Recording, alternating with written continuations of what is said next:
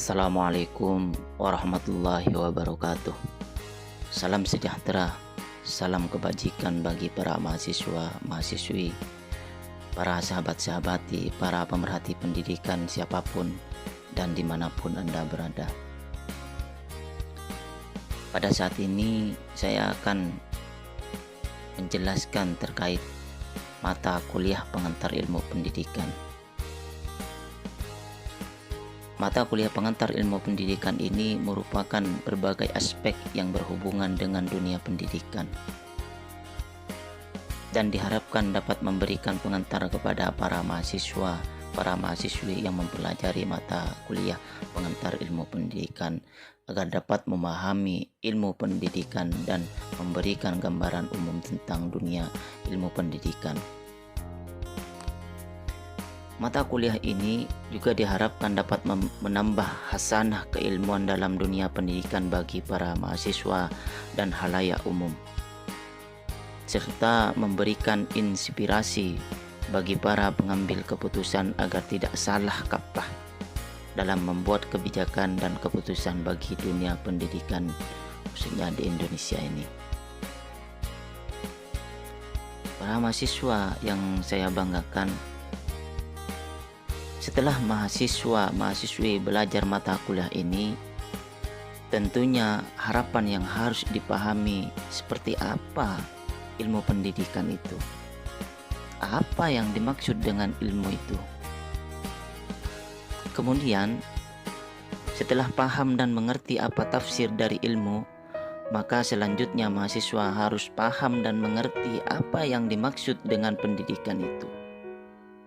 Apa yang harus dilakukan dalam menghadapi siswa dan bagaimana mengelola kelas dengan baik dalam pendidikan misalnya.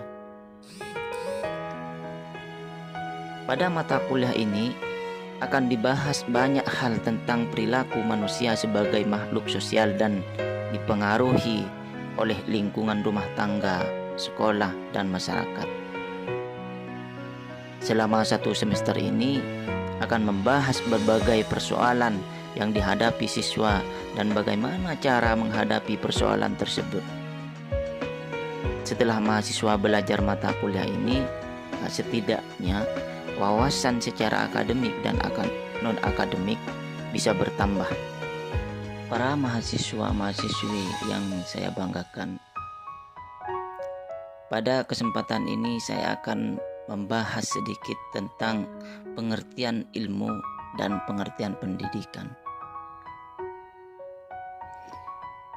Ilmu adalah pengetahuan tentang suatu bidang yang disusun secara sistematis menurut metode tertentu yang dapat digunakan untuk menerangkan gejala tertentu di dalam dunia pengetahuan itu. Sebagai contoh, misalnya ilmu yang mempelajari tentang perilaku manusia. Sebagai contoh lagi, ilmu yang mengkritisi tentang kehidupan. Ilmu yang mempelajari tentang tulisan. Ilmu yang mengkritisi tentang ejaan dalam kepenulisan. Kemudian ilmu yang mengkritisi tentang kata, frasa, klausa, dan kalimat. Kemudian ilmu yang mengkritisi tentang hitungan, bisa diistilahkan dengan matematis, atau ilmu yang mengkritisi tentang sosial, yaitu sosiologi. Itulah definisi tentang ilmu. Ilmu adalah pengetahuan tentang sesuatu bidang yang disusun secara sistematis menurut metode tertentu yang dapat digunakan untuk menerangkan gejala tertentu di dalam bidang pengetahuan. Itulah definisi tentang ilmu.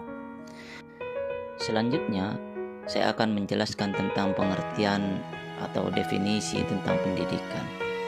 Definisi dari pendidikan yaitu usaha-usaha yang sengaja dipilih untuk mempengaruhi dan membantu anak dengan tujuan meningkatkan keilmuan jasmani dan akhlak sehingga secara bertahap dapat mengantarkan si anak atau peserta didik itu kepada tujuannya yang paling tinggi.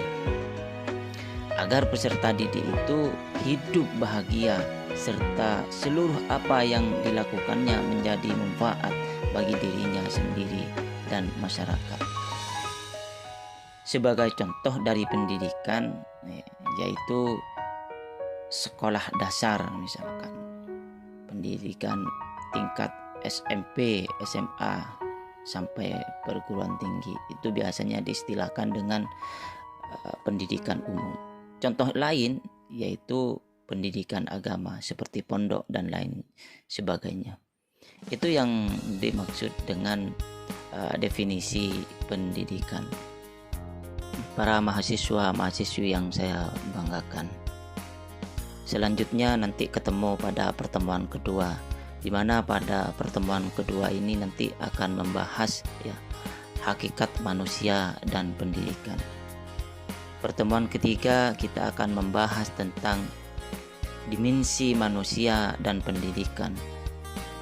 Di dalam dimensi manusia dan pendidikan ini ada subbagiannya lagi, yaitu perkembangan dimensi keindividuan, faktor-faktor yang mempengaruhi keindividuan. Kemudian ada dimensi kesosialan, itu nanti yang akan dibahas pada pertemuan ketiga. Sedangkan pertemuan keempat yaitu kita akan membahas dan menganalisa secara bersama-sama yaitu tentang aliran-aliran pendidikan. Apa saja aliran-aliran pendidikan itu? Sedangkan pada pertemuan kelima, setelah mengikuti mata kuliah, mahasiswa diharapkan mampu menguasai dan memproduksi suatu ilmu yang diajarkan dengan materi-materi pokok yang telah ditentukan. Kemudian pertemuan keenam kita akan membahas secara bersama-sama yaitu faktor-faktor pendidikan. Pertemuan ketujuh itu adalah UTS. Kemudian pertemuan ke-8 kita akan membahas tentang pendidikan sebagai sistem. Apa yang dimaksud dengan pendidikan sebagai sistem? Kemudian pertemuan 9 kita akan membahas secara bersama-sama permasalahan-permasalahan dalam pendidikan. Kemudian pertemuan ke-10 kita akan membahas secara bersama-sama perkiraan dan antisipasi terhadap masyarakat yang akan datang. Dan seterusnya. Itulah mata kuliah pengantar ilmu pendidikan nanti yang akan dibahas secara bersama-sama. Mungkin hanya ini pengantar dari saya. Wabillahi taufik wal hidayah. Assalamualaikum warahmatullahi wabarakatuh.